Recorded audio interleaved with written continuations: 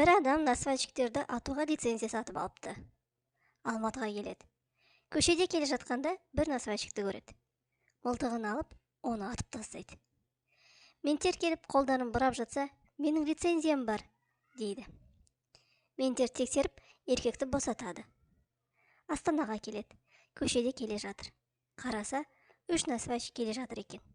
Мылтығын алып, бах, үшеуінде атып тастайды. Айналасында айқай шу, ментер келіп еркекті ұстап алады. Сөйтсе ол, менің лицензиям бар деп, қайтадан құтылып кетеді. Шымкентке келеді. Вагоннан шыға беріп, айналасынан бір топ насвайчиктерді көреді. Мылтығын алып, оларды атып тастайды. Тағы да ментер келіп ұстап алады. Еркек, менің лицензиям бар, десе, ментер, бауырым, нифига, бұл жер заповедник.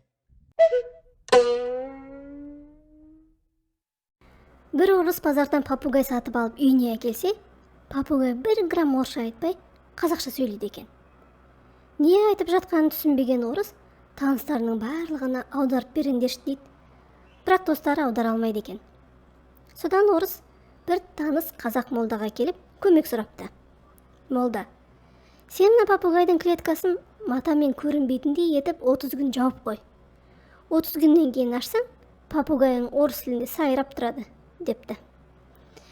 Содан әлгі орыс молда айтқандай 30 күн клетканы матамен жауып, 31-ші күні матаны жай ашса, папугай, бауырым, не болды? Ораза бітті ма? Деген екен. Бір әйел күйеуін магазинге картошкаға жұмсапты. Жолдан өте бергенде машина қағып өліп қапты. Сосын үйіне полиция келіп, осылай болды, енді не істейсің, десе. Білмеймін, вермишель қора салатын шығармын, депті. Бір фермердің тауықтары кішкентай жұмыртқа келеді екен. Бастығы тауықтарға айқай салыпты. Көрші фермер жұмыртқаларын 15 теңгеге сатып жатыр. Ал біз болсақ 13 теңгеге сатып жатырмыз. Неге ірі қылып тумайсыңдар? Деген ғой. Сонда кәрі бір тауық шығып, 2 теңге үшін көтімізді жыртайық па? Депті. Бір күні бір атамыз Қарағандыдан Жезқазғанға қайтпақшы болып, трассаға машина тоқтатуға шығыпты. Бір кезде қара мерседес келіп тоқтайды. Ішінде жас бала. Ата, қайда барасыз? Жезқазған шаһарына. Балам, ала кетесің бе? Отырыңыз, ата. Ата машинаға отырған соң аузынан асыбай салып алып, Нұртайға келгенде оятшы балам, деп ұйықтап қалыпты. Оны жігіт ұмытып кетеді. Жезқазғанға кіре бергенде есіне түседі. Үлкен кісіден ұят болды, деп 100 километр артқа Нұртайға жүріпті. Нұртайға келгенде атаны оятыпты. Ата, тұрыңыз, Нұртайға келдік. Шал оянып, насыбайын түкіріп тастап, тарттық Жезқазғанға, депті.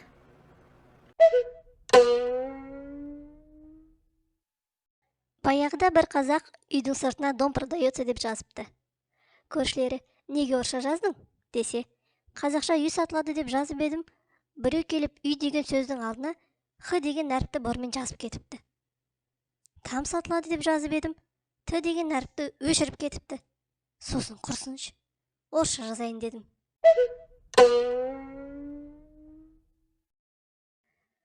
Жол апаты болған жердің айналасын бір топ адам қоршап алады. Жиналған адамдарды көрген тілші машинасын тоқтатып, апаттың жанына барады. Болған апатты бейнетаспаға түсіріп, ең бірінші болып эфирге шығару үшін адамдардың арасынан өтпекші болады. Адамдардың тым көптігінен арасынан өте алмайды. Дереу қолық жасап, жол беріңдер, жол ашыңдар, мен апатқа ұшырағанның баласымын, деп жылай бастайды. Адамдар дереу шетке тұрып жол береді. Тілші жақындап барып қараса, машинаның қарсысында үлкен бір есек жанталасып жатқан екен.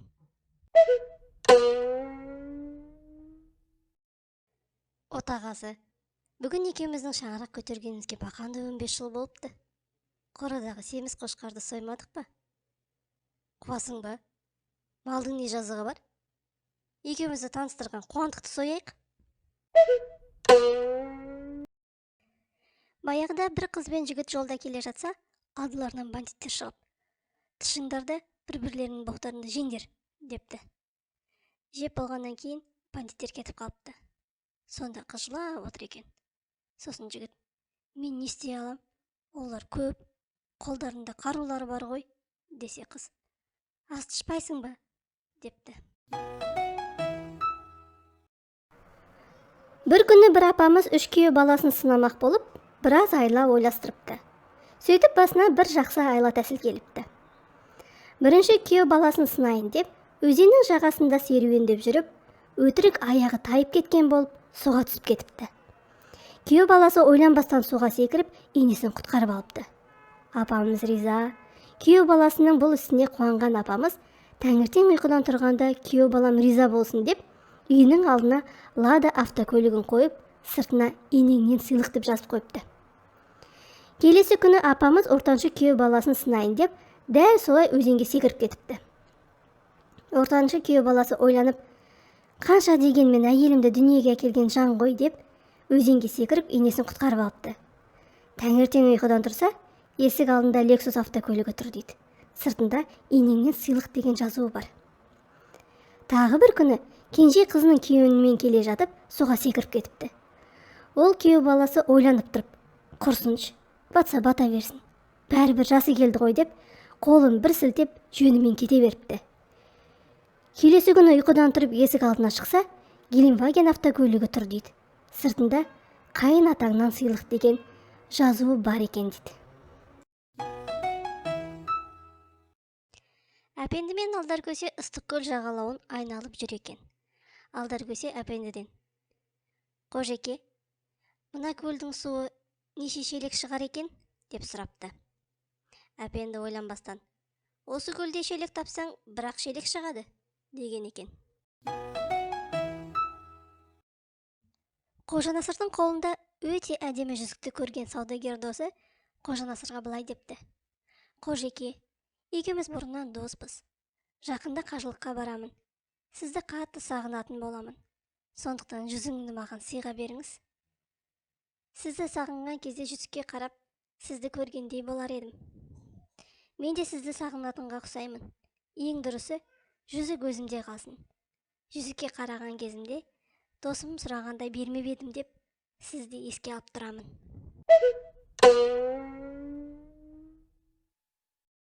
Күйеуі жұмыстан келсе, алдынан әйелі боянған іш киіммен шығып: жаным, мына қолымдағы арнайы жіппен мені байлап, азанға дейін қалағаныңды істеші, депті. Күйеуі дереу әйелін байлап, қармағын алып, балыққа кетіп қалған екен. Мұғалім мен оқушының әңгімесі: сен емтихан тапсыра алмайсың, топассың. Әрине, сіз ғой мені оқытқан. Қызыма бауырсақ туралы ертегіні айтып бердім.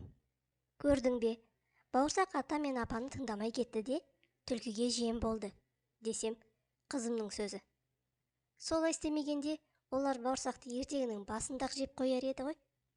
Ал қашып кетіп, ол қыдырып үлгерді. Бір кісі әйелін тексеріп көрмек болып, әйеліне былай деп хат жазып қалдырыпты: мен сенен тойдым, жыныма тиіп біттің, үйден кеттім, аман бол. Хатты тумбочканың үстіне қойып, өзі кроваттың астына жасырынып, әйелін күтіпті.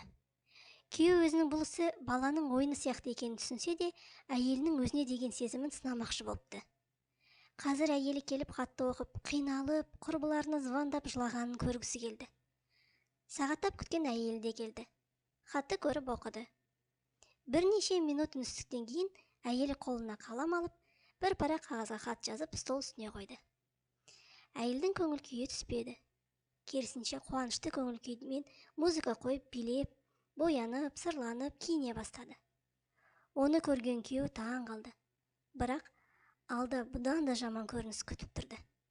Әйелі қолына телефонды алып, нөмерді теріп, біреуге звондай бастады. Күйеуі құлағын тұрып тыңдап жатыр. Сәлем қымбаттым, мен дайынмын. Қазір саған барам.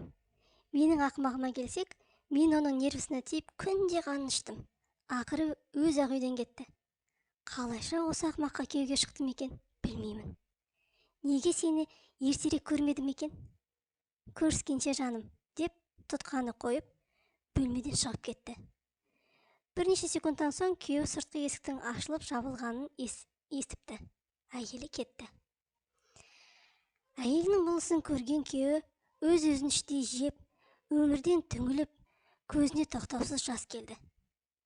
Көзінде домалаған жаспен күйеу кроваттың астынан сүйретіліп әрең шығып, әйелі жазған хатты оқуға асықты. Көзінен тоқтамай жас тамып, қолы қалтырап, хатты оқи бастады. Былай деп жазыпты: кроваттың астынан аяғың шығып жатыр. Мен дүкенге нан алып келуге кеттім.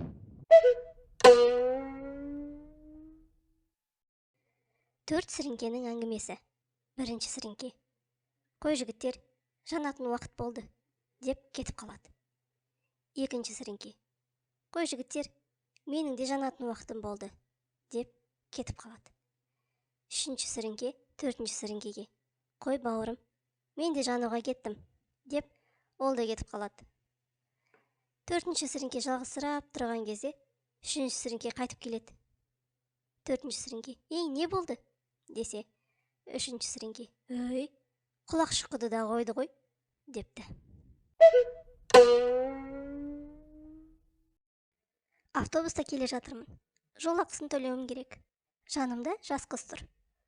Ол қызға сіз дегенім дұрыс па, әлде сен дегенім дұрыс па? Аздап ойланып көрейін. Бұл менің шағын ауданыма апаратын жалғыз маршруттық автобус. Егер бұл қыз соңғы аялдамаға дейін бара жатқан болса, демек, менің шағын ауданыма бара жатыр деген сөз. Сөмкесінен вино көрініп ақтыр. Демек, ер адаммен кездесуге бара жатыр. Бөтелкенің сыртына қарасаң, арзан вино емес. Демек, көрікті жігітке бара жатыр.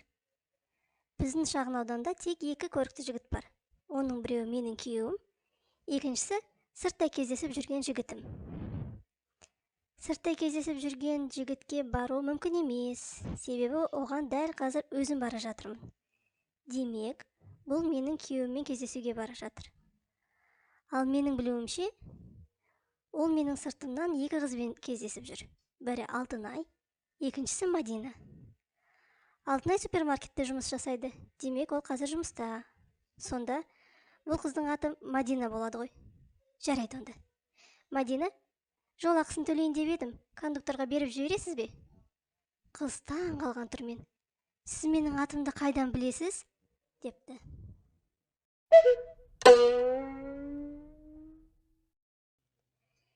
Бір жас жігіт мотоциклмен Мексиканың шекара бекетіне келеді. Арқасында асынған екі үлкен сөмкені көрген шекара қызметшісі күмәнданып, ішінде не бар екенін сұрайды. Әлгі жігіт: ішінде жай ғана құм, дейді.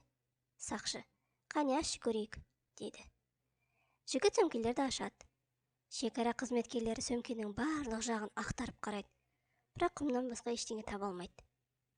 Шекара сақшысы сөмкелерді қайтарып беріп, шекарадан өтуіне рұқсат береді. Бірнеше күннен кейін әлгі жігіт мотоциклде арқасындағы екі сөмкесімен тағы да шекараға келеді. Сақшы әлгі жігітті тағы тоқтатып сөмкесін ақтарады. Ештеңе таба алмаған соң жігітті жібереді. Бұл жағдай сақшы зейнетке шыққанға дейін жалғасады. Бір күні зейнеткерлікке шыққан сақшы паркте отырғанда әлгі жігітті көріп сұрайды: сенің қаншама жылдан бері бірдеңе ұрлап жүргеніңді білемін. Айтшы, не ұрлайтын едің? Арамызда қалады. Жігіт күлімдеп: мотоцикл, деп жауап береді.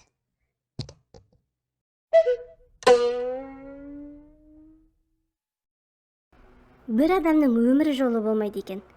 Автокөлікке мінсе де, теміржол көлігіне мінсе де, неге мінсе де. Тек ұшаққа мінбеген екен.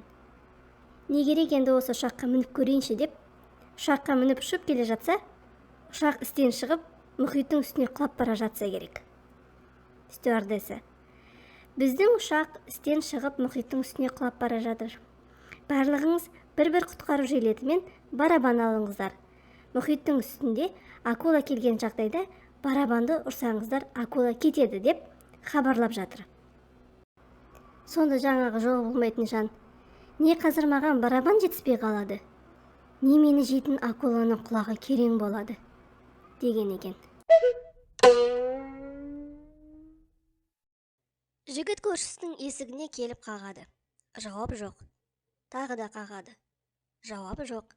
Қараса, ауласының ар жағынан көршісінің иті келіп: «Не болды? Үйде ешкім жоқ екенін көрмей тұрсың ба?» Жігіт талып қалады. Көзін ашса, жаңағы ит тұр. «Ит, сен не, өре алмайсың ба не?» «Неге? Өре аламын. Тек сені қорқытқым келмеді». «Балам, қазір 5 минут бір жерге барам да келем. Қазандағы тамақты әрбір жарты сағат сайын араластырып тұр. Жақсы ма?» «Сүйемін, мама».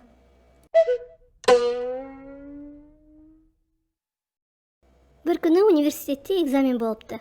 Онда құстардың аяғының ғана суреті беріліп, қандай құс екенін табу керек екен. Осыны оқыған бір студент жынданып аудиториядан шығып бара жатқанда, бір профессор оны тоқтатып алып: «Ей, неге шығып бара жатырсың? Аты жөнің кім?» деп сұраса, ашулы студент балағын түріп жіберіп: «Кім екенімді аяғыма қарап табыңыз» депті.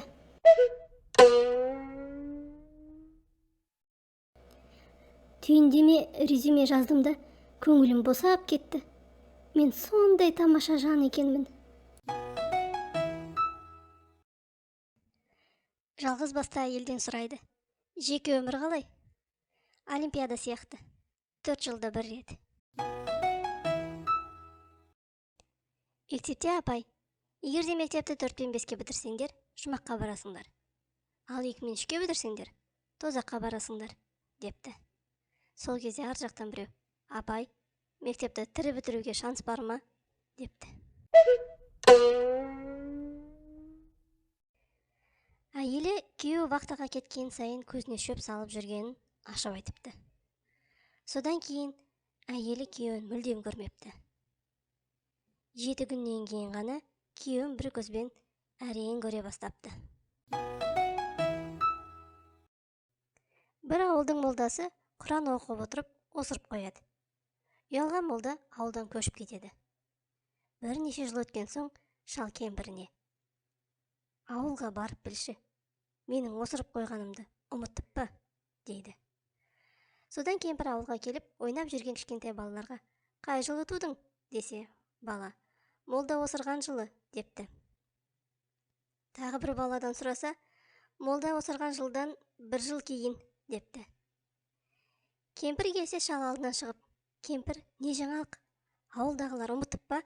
десе, кемпір: «Шал-ау, сенің көтің ауылға календар болып кетіпті» депті. «Ей қатын, мен неге осы үйде не болып жатқан үнемі соңғы боп білемін, а?» «Тш, баланы оятасың». «Қандай баланы?» Бір үйге жаңадан келін түсіпті. Өзі ерке, пысық екен. Бір күні келін еден жуайын десе, половой тряпка жоқ екен. Сосын атасының балағын кесіп алып жуыпты. Терезе бояйын десе, кисточка жоқ екен. Сосын атасының сақалын кесіп алып бояпты. Кемпірі базардан келсе, шал қорада тығылып отыр екен. Кемпірі: «Неге тығылып отырсың?» десе, шалы: «Келін торт жасаймын деп, жұмыртқа таппай жүр» депті. Баяғыда бір жеңгеміз үйленбей жүрген қайнысын бір қызбен таныстырып, ал енді өздерің сөйлесіңдер деп, оңаша қалдырып кеткен ғой. Содан екеуінде үн жоқ, бірінің бетіне бірі қарап отыра береді. Бір кезде жеңгесі шыдай алмай, қайнысының желкесінен нұқып жіберіп: «Ей, айтсаңшы бірдеңе» дейді де тағы кетіп қалады. Сөйтсе қайнысы әзер дегенде тілге келіп қызға: «Биыл соғымға не сойдыңдар?» депті.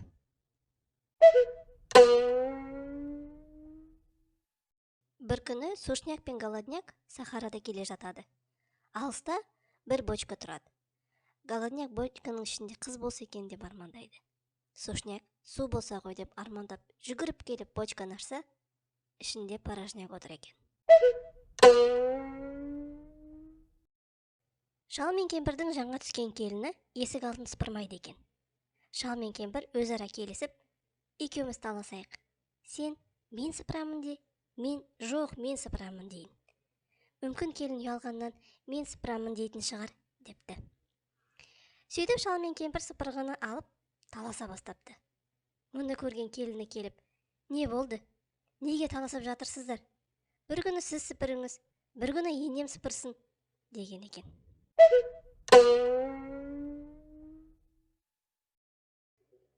Шөлстанда екі американец кетіп бара жатыр екен. Қарындары аш, шөлден ауыздары кеуіп қалған. Кенет алыстан бір мешіт көрініпті. Жүріні мешітке барамыз, су ауқат берер. Ол мұсылмандардың мешіті, бізді кіргізбейтін шығар. Өзімізге мұсылмандардың аттарын қойып аламыз. Мен Мұхаммед боламын. Өзің біл, мен расын айтам. Мешітке де жетіп келіпті. Алдыларынан ұзын сақалды молда шығып: қош келдіңіздер, кімсіздер? Мен Мұхаммедпін, мен Джонимін.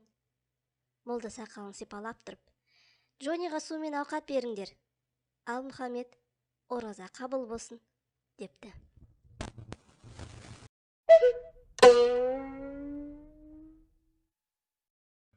Орысша білмейтін екі қыз давай орысша сөйлесейік депті. Сол кезде қастарынан бір камаз шаңдатып өте кетіпті. Біріншісі: фу, шаң-тозаң пришла, десе, екіншісі: сенің сөзіңе күлкім пришла, депті. Біріншісі: кстати, вчера я тебе позвондала, почему трубку не брала, десе, екіншісі: а я голову стирала, депті. Үш әке отырыпты. Біріншісі айтады: менің қызымның аты Гүлжан, ол өскенде гүлдей жайнап жүреді, депті. Екіншісі: менің қызымның аты Жазира, ол өскенде жаздай жайнап жүреді, депті. Үшіншісі ойланып тұрып: менің қызымның аты Бота, кім біледі, өскенде түйе болатын шығар, депті.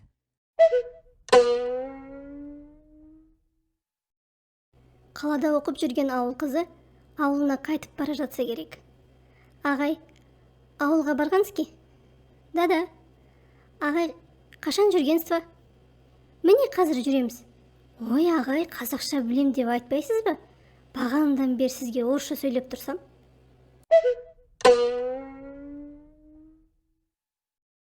Үш жігіт сөйлесіп отыр. Біріншісі: менің әйелім жүкті болып жүргенде «Екі капитан» деген кітапты оқыған. Шекесі торсықтай екі ұл бала тапты, дейді. Екіншісі: ал менің әйелім босанудың алдында «Үш мушкетерді» оқыған. Үш ұл бала тапты, дейді.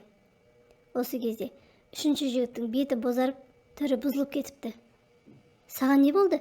Түрің бұзылып кетті ғой, дейді екеуі. Әйелім енді босанайын деп жатыр. Али Баба және 40 қарақшы деген кітап оқып жүр, депті үшіншісі.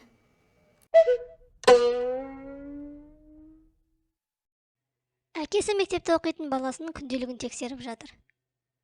Физикадан 2, математикадан 2, географиядан 2, тарихтан 2, ән сабағынан 5. Ей, сен неменеге жетісіп ән салып жүрсің, ей?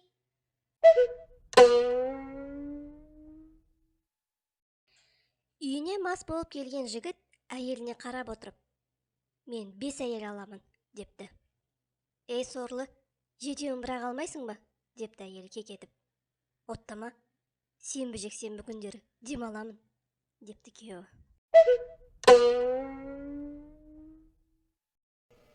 Мені сүйесің бе?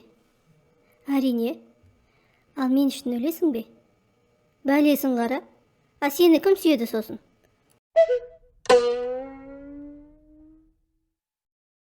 Киноға билет қанша тұрады?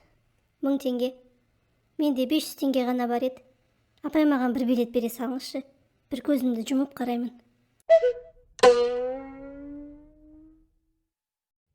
Екі құрбы бір-бірін көрмегелі көп болыпты. Бірі екіншісіне: түх Мақпал, семіріп кетіпсің ғой. Жоға, бұл қайта арықтағаным. Сен мені бір ай бұрын көрмедің ғой.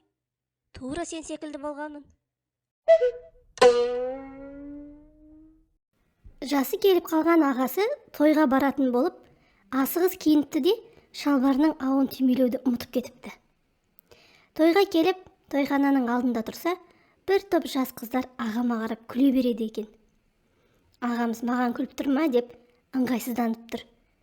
Қыздардың ішіндегі батылдауы келіп: ағасы, дүкеніңіз ашық тұр ғой, депті.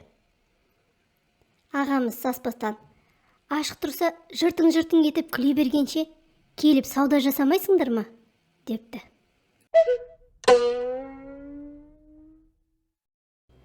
Жігітін әскерге шығарып салып жатқан қыз жігітіне өз суретін беріп жібереді. Ал жарты жыл өткен соң: мен басқаны сүйіп қалдым, суретімді қайтарып жібер, деп хат жазды. Жігіт әскердегі жолдастарынан қыздарының суреттерін жинап алады да, оларды хатқа салып, былай деп жауап жазады: кешір, мен сені есіме түсіре алмай жатырмын. Сен кім едің? Мына суреттердің арасынан өзің суретіңді таңдап ал да, қалғанын қайтарып жібер, депті.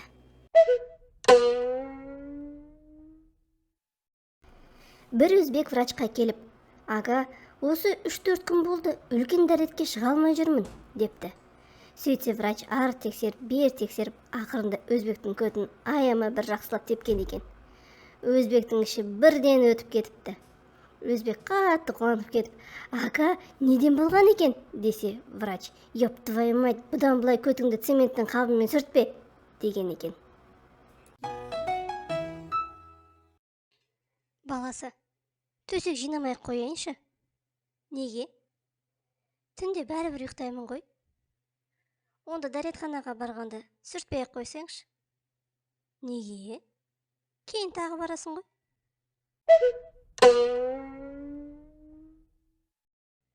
Білесің бе, неге мен ешқашан арыстандармен футбол ойнамаймын? Жоқ. Неге? Өйткені алғашқы қателіктен кейін олар етпен ойнауды бастайды. Мақсат сүйген қызын алып қашпақшы екен. Такси ұстап, қызды түн ішінде үйінің терезесінен шығарып, әрең дегенде алып қашыпты. Таксимен 300 километр жол жүріп, үйіне әкеліп, енді такси жүргізушісіне: аға, жол ақысы қанша болды? Інім, еш уайымдама, қыздың әкесі жолдың ақысын төлеп қойған, деген екен. Бірде жазушы Пушкин ағамыз кітап дүкеніне келіп, өз кітаптарын сұрапты. Сатушы қызда жазушыны таниды екен. Ой аға, сіздікі тұрмайды ғой, депті. Сөреде тұрмай тез өтіп кететіндігін меңзеп. Сонда жазушы Пушкин: шырағым, сіздікі тұрмайды деме, сіздікі жатпайды де, деп ескерту жасаған екен. Балгер, сіз 30 жасқа дейін кедейлікте өмір сүресіз. Ал кейін үйреніп кетесіз.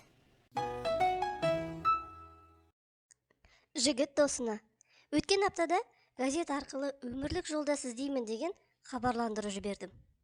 Енді міне бір қап хат келді. Не деп жазған? Көбісі менің әйелімді ал деп жазған.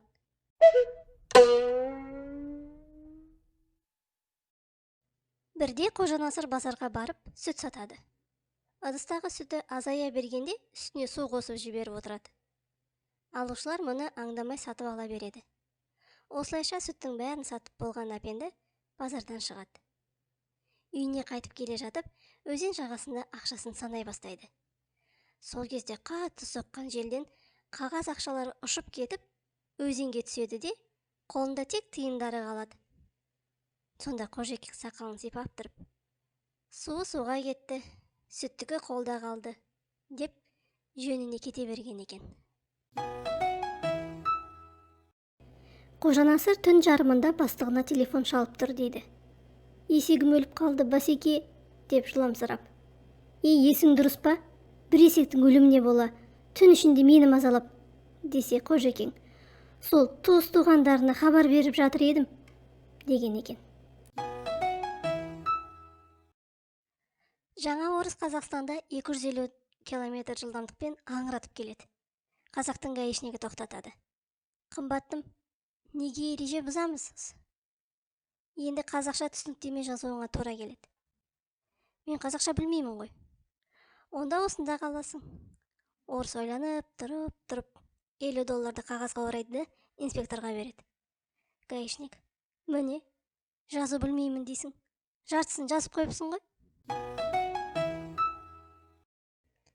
Бас дәрігер палаталарды аралап жүріп, бір науқасқа жақындайды. Қолын алады да: пульсіңіз жақсы, дейді. Сонда науқас: басқа қолымды алыңыз, Бұл протез, деп жауап беріпті. Баяғыда бір жігіттің мотоциклі болған. Ол бұзылып, жөндеп жатқанда қасына әйелі келіп, «Жаным, осы мотоциклге 2 баллон салса, машина бола ма?» депті. Жігіт жынданып кетіп, «Қумаш, саған 2 емшек қосса, сиыр боласың ба?» депті. Не деген масқара. Алаңда 22 футболшы жүр. Арасында 3 төреші бар. Шетте 10 қосалқы ойыншы, 2 бапкер, 6 телеоператор тұр. Одан қалса 40 шақты журналист, 15 мыңдай жанкүйер тағы бар. Солардың ішінен дәл менің басыма түсіп кеткенін көрмейсің бе, құрғыр көгершіннің? ГАИ қызметкері ұйықтап жатып, «КамАЗ, КамАЗ!» депті. Оны естіген әйел атып тұрып, «Пустой, пустой!» деп қайта төсегіне жатқызыпты. Бір күні Заяц, Волк және Хомяк Қытайға баруды шешіпті. Сонда Хомяк сұрайды, «Ал бізді қалай атайды?» Заяц, «Мені Зуй дейді». Волк, «А мені Вуй». Хомяк, «Ал мен Қытайға бармай-ақ қояйын». Егіз балалардың әкесіне қойған сұрағы, «Әке, неге ержаныңды әпшуін менімен бірге кестірмейсіздер? Оны келесі жылғы кіртетті жабуға ұстап отырмыз. Сенікімен билығысын жабамыз». Баласы, әкесі және мамасы кешкі ас ішіп отырған. Баласы кроссвордқа қарап отырып, «Папа, папа, еркектер постоянно ойлап жүретін 2 әріптен тұратын нәрсе не ол?» депті папасын тексеріп. Папасы күліп, «2 әріпті ойламай тамағыңды іш» деп баласын желкеден бірақ ұрыпты. Баласы жылап, «Папа, ол үй ғой» десе, әйелі де күйеуін желкеден бір ұрып, «Басқаны ойламай, үйді ойлау керек, ақымақ, үйді». Бір жігіт мектепте оқып жүргенде параллель сыныптағы бір қызға ғашық болыпты. Сөйтіп, күндердің күнінде оның сабағына барып, есігінің сыртынан тыңдаса, математика сабағы болып жатыр екен. Содан мәдениеттілікпен есік қағып, апайдан сол қызды сұрапты. Апай оған, «Сен оның кімі боласың? Ол не үшін керек?» десе, жігіт, «Інісі болам, үйдің кілтін алайын деп едім» депті. Апай жаңа қызға күлімсіреп, «Барып келе ғой» депті. Қыз сыныптан шыға салысымен жігітке, «Қуасың ба сен? Сабақ беріп жатқан менің мамам ғой» депті. Бір қой мен ешкі төмпешіктен төмен жүгіріп ойнапты. Қой жүгіріп бара жатса, ешкі қарқылдап күліпті. Қой, «Не болды?» десе, ешкі, «Сен жүгіргенде құйрығың ашылып жабылады екен» депті. Сонда қой, «Сенің құйрығың ылғи ашық тұрса да күлмейміз ғой» депті. Ағасы тоқаш жеп отырса, қасына інісі келіп, «Аға, тоқашыңнан бір тістейінші». «Бұл тоқаш емес, бұл самса». «Самсаңнан бір тістейінші». «Бұл самса емес, бұл бәліш». «Бәлішіңнен бір тістетші». «Мазамды алмашы, сен не жегің кеп тұрғанын өзің білмейсің». Бір күні өзбек жігіт алтын балық ұстап алыпты. Алтын балық, «Үш тілегіңді орындайын, мені жіберші» депті. Сонда жігіт 3 тілекті бір тілекпен, «Қаланың ортасында сыртқы жұмыстары бітпеген 3 қабатты үйім болса, сыртқы штукатуркасының жұмысын өзім алсам» деген екен. Баласы мамасынан сұрапты, «Мам, мен неге қап-қара болып туғамын?» Мамасы, «Сен туардан 1 жыл бұрын сыныптастарыммен Африкаға қыдырып барған едік. Мен адасып кеттім. Ағаштың арасынан бір негр шыға кеп, мені қуа жөнелді. Мен қашып келемін, ол қуып келеді». Сөйтсе баласы, «Мам, ары қарай айтпай-ақ қой. Ақыры қуып жеткен екен иттің баласы» депті. Бір күні 3 балықшы, Пека, Нурик, Баха 4 күнге балық аулауға кетіпті. 4-ші күн Баха мен Нурикте мүлдем балық түспейді екен. Балық тек Пекаға ғана түсуде. Содан Нурик Бекаға, «Бізде мүлдем балық түспейді, ал саған түсуде». Баха, «Иә Бека, неге олай? Әлде сен алтын балық ұстадың ба?» Бека: иә, расында да кеше алтын балық ұстадым. Бірақ сендерге айтпай өзім 3 тілегімді айттым. Сонда не тіледің? Бірінші тілегім балық көп түссін дедім. Екіншісі шотыма 1 триллион ақша түссін дедім. Міне қараңдар, Каспий Голдқа түсті. Ал үшінші тілегім үйдегі әйелім сұлу болып, төсекте болған сайын әйелімнің алған кайфы маған да сезінетін болса дедім. Сонда Бахам: Бека, саған қарасақ сен 3 тілегің орындалған адамға ұқсамайсың ғой. Түрің шаршаңқы, әлсіз көрінесің. Сонда Бека: эх, достарым, осы алтын балықты ұстаған күннен бері осы қайықта отырып, 2 қолым қармақта болса да 13-ші рет бітірудемін, деген екен. Бір шал аңға шыққан ғой. Сосын үйіне келсе, кемпірі: бірдеңе аттың ба? Аттым, дейді шал. Атқан нәрсең қайда? Ауруханада жатыр. Бір күні пойызда купеде қыз бен жігіт келе жатыпты. Астыңғы орында шал мен кемпір жатыр екен. Сөйтіп, қыз бен жігіт бір-бірін ұнатып қалыпты. Содан кеш батып, жігіт қыз жатқан орынға ауысып кетеді. Жігіттің аты Қасым екен. Жігіт қызға: жаным, екеуміз ертең үйленеміз, бірге болайық, депті. Сөйтіп, көкпар басталып кетіпті. Қыз жігітке: Қасым, ертең ұлымыз болса, Марчелло деп қоямыз ғой, дей бергенде, пойыз бірден тоқтап қалып, жарық өшіп қалып, қыз шалдың үстіне құлапты. Сөйтіп, қыз шалдан: ата, Қасымды көрмедіңіз бе? Десе, шал: Қасым қайдам, Марчелло бетімде жүр, депті. Баяғыда 2 жан дос болыпты. Екеуі кішкентайынан бірге өскен екен. Бір күні сол 2 достың бірі жол апатына ұшырап, қатты жарақаттанады. Емханада жатқанда екінші досы келеді. Кірсе, досының жағдайы ауыр екен. Шлангымен дем алып жатады. Досы қасына жақындап келіп отырып: жан досым-ау, саған не болды? Десе, досы қолын созады. Қолын созған соң, бұл қалам қағаз сұрап тұр-ау деп, досы қалам қағаз береді. Досы шимайлап бір нәрсе жазады. Жан досым маған өсиет жазған шығар деп оқымай қалтасына салып қояды. Сонымен досы шыдай алмай, ақыры емханада көз жұмады. Досы жылап, сықтап, жерлеп болғаннан кейін бүткіл ауылды жинап, досының өлер алдында жазған өсиетін сендерге оқып берейін деп, қағазды ашып дауыстап оқып қалса, қағазда былай деп жазылып тұр екен: атаңа нәлет, Өмірхан, ар отыр, дем алып жатқан шлангыны басып қалдың.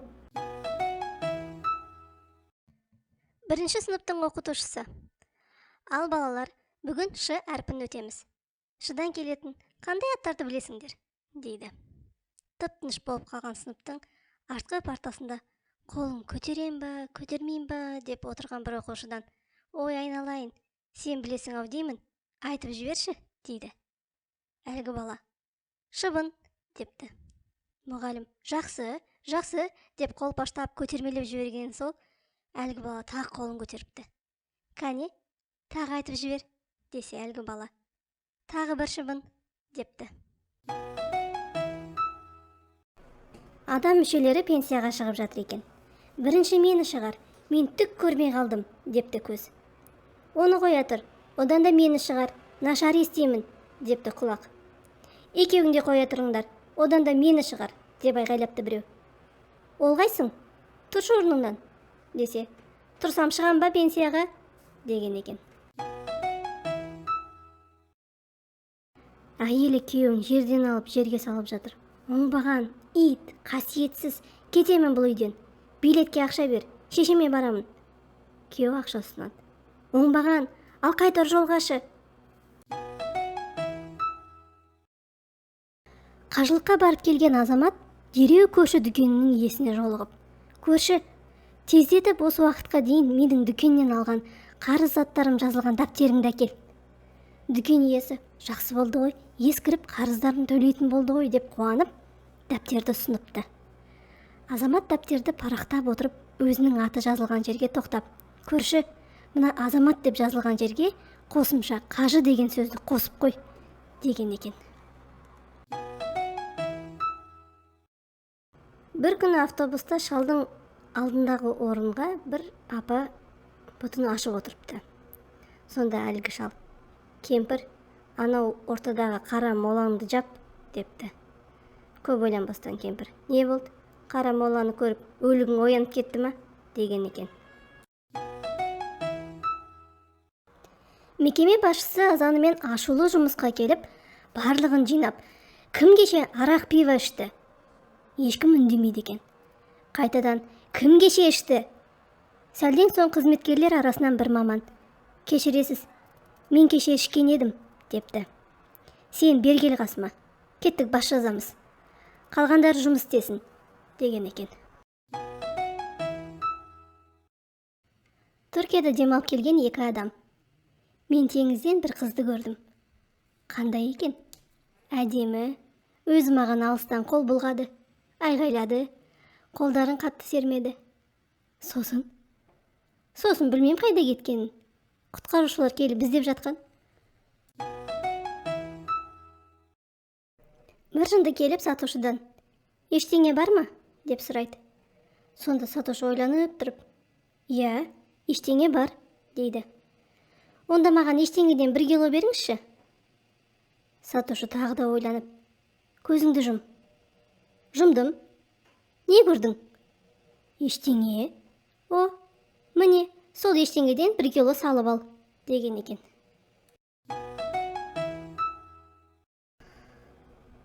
Бір еркек алтын балық ұстап алып, оған айтыпты: менің сұрақтарыма бірде-бір ақылды адам жауап бере алмайтындай ғып жасашы. Сөйтсе, балық оны ақымақ етіпті. Бір күні ауылда сиыр жоғалып кетіпті. Сосын оны иелері іздеп, көрші ауылдың бір үйінен тауыпты. Сөйтіп иелері алып кетейін деп жатса, сиыр сызылып отыр дейді. Өз еркіммен келдім, қаламын, деп. Бір маньяк автобусқа пистолетпен кіріп: қазір біреуіңді қалтырмай, бәріңді зорлайым, депті. Бір қыз: ең болмаса кемпірлерді жіберші, десе, бір кемпір: әй қыз, аузыңды жап, өзі біледі. Атақты екі ұры шаңырақ көтеріпті. Көп ұзамай әйел 2 қабат болады. Айы күні жетіп, шекесі торсықтай ұл туады. Туылған баланың алақаны тас жұмулы екен. Ашайын десе, ашқызбайды. Әкесі күштеп отырып әрең ашып қараса, уысында алтын жүзік бар екен. Таң қалған әкесі: мынаны қайдан алдың? Десе, ұлы: тудырып жатқанда акушер әйелдің қолынан ұрлап алғам ғой, депті. Бір жігіттің тоқал алмақшы болғанын бәйбішесі біліп қояды. Ол күйеуін ниетінен айныту үшін қолыққа басып, 4 жұмыртқаны қайнатып, түрлі түске бояйды. Күйеуі асқа келгенде: неге мына жұмыртқа түстері әртүрлі? Деп сұрайды. Әйелі: жесең білесің. Күйеуі жеп көріп: бәрінің дәмі бір ғой, дейді. Осы сәтті күткенін әйелі масаттанып: әйелдер де сондай, дейді. Сонда қу жігіт: мен 4-еуін жегенде ғана тойдым, деген екен еш мүдірмей. Көршінің вайфайы керемет еді, иесі оның жақсы адам. Қалғандарының іші тар еді, кілт сөзін айтпай құлыптаған. Мамасы баласына ұрсып жатыр екен. Ербол, сен неге кеше сабаққа бармадың? Мама, кеше апайдың туған күні болды ғой, соған сыйлық жасадым. Оған сенің не қатысың бар? Не сыйладың сонда? Бір күн менен демалсын дегенім ғой. Құдай сақтасын, ертең соғыс болып кетсе, соғысқа бөлінген ақшаны жеп қойып, таспен асып жүрмейік. Бұлардан бәрін күтуге болады, десе бір кісі: ей, қайдан? Ол кезде таста қымбаттап кетіп, әншейін боқтасып отыратын шығармыз, депті. Қоян, сен мұнда не жазып отырсың? Дипломдық жұмыс. Ал қандай тақырып бойынша? Қояндар қасқырларды қалай жейді? Не? Кәне жүр ана бұталардың арасына. Кімнің кім екенін анықтайық. Жарайды, бірақ бұған емес, ана бұталарға барайық. Бұталардың арасына кірсе, онда аю отыр екен. Аю қасқырды ұстап алып, бұрап, қоянға береді. Сонда қоян қасқырға: есіңде болсын, сұр қасқыр, қандай тақырып екендігі маңызды емес, бастысы ғылыми жетекшінің кім екендігі. Бір күні Қожанасыр мотоцикл сатып алып, оған ат қоймақшы болады. Сонда қасында бір қыз өтіп бара жатып: «Апчу!» деп түшкіріп жібереді. Содан Қожанасыр мотоцикліне Апчу деп ат қояды. Сосын гараж сатып алады, оның атын Трусы деп қояды. Тағы бірде диван сатып алып, оның атын Мадина деп қояды. Бір күні Қожанасырдың мотоциклін ұрлап кетіпті де, ол полицияға соғып: «Алло, полиция, Мадинада жатыр едім, трусымды ашсам, Апчуым жоқ» депті. Күйеу түнде жақындасайын деп әйеліне: «Балалар ұйықтады, енді іске кірісейік». «Жоқ, болмайды, ертең азанда гинекологқа барам. Ол жерге таза болуым керек». Күйеу: «Стоматологқа жазылмадың ба?» деген екен. «Сіз мені қайда алып бара жатырсыз?» «Мәйітханаға». «Мен әлі өлген жоқпын ғой». «Біз әлі жеткен жоқпыз ғой». Бір апамыз ауылдан қалада тұратын шалына жолға шығады. Содан ауылдан жұмыртқа мен қой жүнін тиеген жүк машинасы тоқтап, апаны кабинада орын болмағандықтан машинаның бортына отырғызып қалаға жеткізіп тастайды. Аман-есен үйге келіп, шай ішіп отырғанда шалы ападан: «Қалай жеттің?» деп сұрайды. Сонда апа: «Ей, ана шопыр бала айдайды екен. Айдағанда не жұмыртқадан, не жүннен ұстарымды білмедім» депті. Қоян ақша жинап мотоцикл алыпты. Мотоцикліне мініп алып көшеде келе жатса, аю тоқтатып отырып алыпты. Бір уақытта қоян аюға: «Аю, көзіңді жұм, қазір анау КамАЗдың астынан өтіп кетеміз» депті. Аю көзін жұмады. Қоян КамАЗда айналып өтіп кетеді. Аю таң қалып ертесіне мотоцикл сатып алып, бала шағасын мінгізіп алады: «Кәне балаларым, көздеріңді жұмыңдар, қазір анау келе жатқан КамАЗдың астынан өтіп кетеміз» депті. Біраздан соң қарасам, мотоциклі бір жақта, 6 баласы 6 жақта, әйел бір жақта быт-шыт болып жатыр екен. Аю жыны келіп: «Қайсын көзіңді ашқан?» деп бір боқтапты. Бір бай кешке үйіне келеді. Әйелі: «Тамақ ішесің бе?» «Не бар?» «Қара уылдырық, бұлғыр шарабы, қазы қарта, жал-жая». «Шіркін, баяғыдай қара нан мен шай болса ғой». «Ол үшін елдің еркектері сияқты адал жұмыс істеу керек». Бауыржан сабаққа кешігіп келіпті. Апайы: «Сен қайда жүрсің? Кешеде сабақта жоқсың» депті. «Апай, іш киімімді түнде жуған едім, азанда кеппеген соң мектепке келе алмадым». «Алдың күніші, тағы да жоқсың». «Апай, ол кезде мектепке бармадым. Сіздің үйіңіздің жанынан жүргенде балконға қарасам, сіздің іш киіміңіз жайылып тұр екен. Содан ойланып, бүгін апай жұмысқа бармайды екен ғой деп бармадым» деген екен.